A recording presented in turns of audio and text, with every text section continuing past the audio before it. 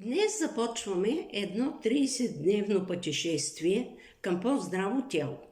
Сега ще ви покажа гимнастика при болки във врата, ако работите на компютър.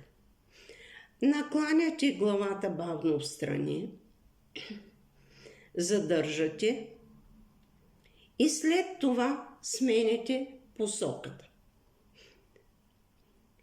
Така разтягаме страничните мускули на шията, които при седене често се скъсяват и стягат. Подобряваме кръвообращението. Движението стимулира кръвния поток и лимфния дренаж в областта на врата, раменете. Мозъкът получава повече кислород.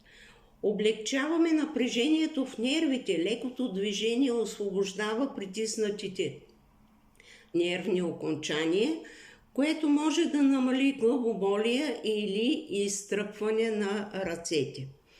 Даваме повече подвижност на шийните прешлени и ставите се смазват с синовиална течност и това предотвратява скованост. Получава се антистрес ефект. При разтягане и отпускане на мускулите се активира нервната система, която намалява вътрешното напрежение. Правете го по 2-3 пъти на час, ако работите на компютър. Ако това ви беше полезно, последвайте ме, за да извървим заедно пътя към по-добро здраве.